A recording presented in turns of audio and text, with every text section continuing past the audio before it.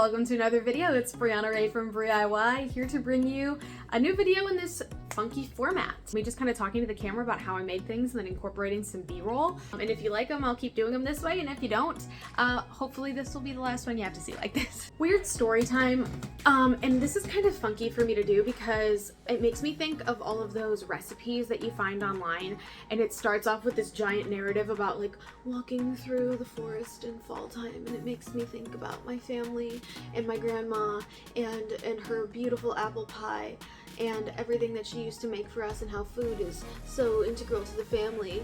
And then if you scroll past all that, then you get to the apple pie recipe that you came for in the first place. That's kind of what I feel like I'm doing when I'm doing this and kind of giving context to how I got to some of these projects. So hopefully, if you hate it, you can skip it. Basically, I was watching TikTok the other day, and I'm on Book Talk, of course, because I love reading, and I'm an English teacher, so that kind of makes sense. I went through the whole thing, and it was like Christmas gifts to give for your bookish girlfriend. And one of them was a bookish crew neck. You know, book lovers just love crew necks, especially when they're specific to books that they like, and if they don't like crew necks, they'll wear them to bed because they're comfortable, and, you know, get your girlfriend a crew neck. She'll love it. And as I was looking at that, I was like, wow, I'm pretty sure my entire Etsy page, like favorites right now, is just bookish crew necks. And you know what's even worse about that is I have everything I need at home to make these crew necks for myself and maybe even make them a little bit better. So basically, I stole a bunch of designs off of Etsy that I wanted and recreated them for myself. So I'm probably going to call this video like recreating my Etsy favorites because frankly, that's what this is. And I'll be honest in saying that a lot of these designs I just liked and I wanted. And I'm not going to sell them. I'm making them for me, of course. We know that that's true. So I don't feel super horribly unethical about it, but if you disagree, feel free to leave me criticism in the comments below. I'm sure you will anyway.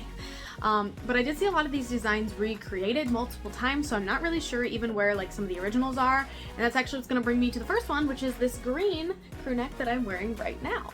I love this color. This is actually one of my favorite colors, is this like sage green. But I am in the middle of a Sarah J. Maas kick, and I read all of A Court of Thorns and Roses on my honeymoon last year. And not all on my honeymoon, but you know, I started the first one on my honeymoon. I needed a book that was going to last me the 7-hour trip to Ireland, where I went on my honeymoon. And that to me meant fantasy, so I just went into my Libby app and I looked for, you know, most popular fantasy books, and it was up there, and I was like, okay, great, let's do it. I'm gonna trust the masses on this one. And I got sucked in. What can I say?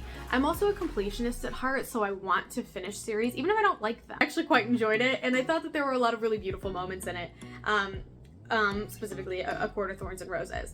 And then I was talking to some friends more recently, and I was like, man, I should really read Throne of Glass, because Book Talk also told me that that series was infinitely better than A Court of Thorns and Roses. And I was like, oh, well, I liked that. If I liked that, I must love this. Spoiler alert, I did. I liked Throne of Glass way better. Either way, I wanted crew necks. So crew necks I shall make. This one here is my Throne of Glass inspired one, and I started, originally I wanted it to be embroidered. So I made a custom embroidery design. I have a whole video on how I do that if you're interested. That's way more like tutorial-esque than like me talking to you kind of esque. But I did, and I'll kind of show you up here, and you'll obviously see it in the other clips as well. But I found this, I mean, this sword design was just beautiful, and it was all over Etsy, and I loved it. So I ended up kind of screen grabbing it, and then I cropped the rest of it out, and then I sent it through an AI photo enhancer, and then I enhanced it, and then I removed the background, and then I put it in Cricut, and then I print and cut it so that I could have it, because it's a lot of detail in here. But it was a whole journey to kind of get to this point, because I specifically wanted this, but I really didn't want to spend the $45 on the sweatshirt, especially when I have so many things at home that I needed to use up in my collection. So that's what I did. That's how I got the design. And I just printed it out on some like heat transfer iron-on. It's just called transfer paper, I'm fairly certain. So I printed it out on the printable transfer paper, and I used the Cricut to cut it out, of course, and I was able to iron it on directly to the front and to the back of the shirt. I printed like a tiny one for the front and a big one for the back. And well, here's why. So I obviously tried to make this, you know, embroidered bit on the front of it. I wanted the whole thing to be embroidered. And I added a stabilizer, 2 stabilizers actually, to the back because I was like, I only have one of these sweatshirts, I can't mess it up, and if my embroidery machine decides to eat my sweatshirt, I'm not gonna be able to fix it. It ate my sweatshirt. It got all the words out for "you do not yield," and then as soon as I switched over to like the flowers, it started yelling at me, and then my bobbin thread kept getting stuck. I was just so frustrated, and so I decided to, I just stopped. I got the words out, I got that part of it, whatever, and I sewed up the hole, the giant hole that got cut in my shirt. I sewed it up, and I decided to print out the tiny one so that I could iron it over top. I didn't record any of this because I have literally an entire video of me going over different embroidery stitches to kind of create flowers over top of pictures of flowers that already exist. I did it for my grandmother for Mother's Day a while back, and I can link that video up here as well. Basically, I just did a bunch of lines over top of everything and created, you know, these extra, like, 3-dimensional pieces. And I did the same on the back. Can you even tell? This is awkward. So I have this whole sword kind of going through the back. I believe this is the Sword of Orinth, based on the descriptions of the swords in the books. That's what I think it is. But, yeah, I have the front embroidered and I have the back embroidered, and I think it's cool. It like adds a little extra dimension. A little bit brighter of a color too. The palette I thought was a little muted, which isn't a problem because it's kind of more of a muted colored top, but I did want some of that extra zest to it, let's say. So yeah, that's how I did kind of my first design here. It took forever, but it's pretty simple. So there's that. But that's not all I made. I made 2 more shirts, only one of which I'm actually keeping for myself because the third one was entirely an accident. So this is of course my Throne of Glass hoodie. Yay, pretty, love it. But I also, and I always like to go to Goodwill to see what I can find, just like in their plain leisure wear section, because sometimes they'll just have plain shirts, plain sweatshirts, all just ripe for the purchase and redesign. So that's what I did here, is I found this maroon sweatshirt in the athleisure section of my Goodwill, and I thought it was super cute because it had like these pleats and like drop shoulder design on the side, and you can actually also see towards the bottom here that it had these like fancy darts in it, like on the side it had like these extra design elements in it for no clear reason, but I thought it was really cute, and I thought it was just perfect to kind of jazz up with some holographic vinyl. I was super excited about this stuff. I used it for the first time years ago when I wrote my first book. I had a t-shirt designed for one of my favorite poems from the piece. I had a black shirt and I bought this holographic vinyl so that I could add this like star design to the front of it, and I thought it was beautiful, but that's all I ever used the holographic vinyl for, and why not use it again? So this one is more A Court of Thorns and Roses themed. I guess you can more specifically say like A Court of Mist and Fury. I have a Velaris themed sweatshirt with my shiny holographic vinyl. Look how fun. So this is another design. This is an SVG that was available on Etsy with this kind of look on it.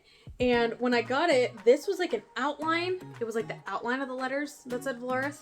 It had this, you know, mountain in the middle, which I loved, and then it said City of Starlight on the bottom.